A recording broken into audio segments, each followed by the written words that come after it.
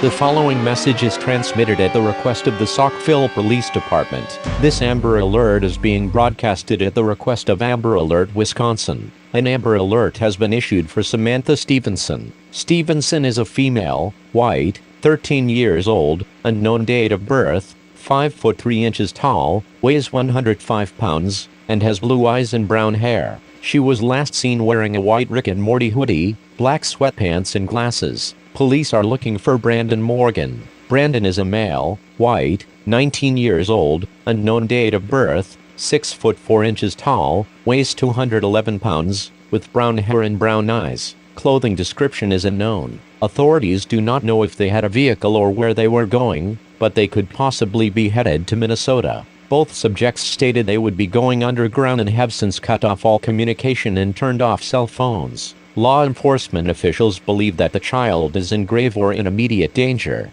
Anyone who has information about the whereabouts of Samantha Stevenson should take no action other than calling 911 or the Saukville Police Department at 262-284-0444. Anyone with any additional information is encouraged to contact the Wisconsin Amber Alert program at 1-800-263-5906.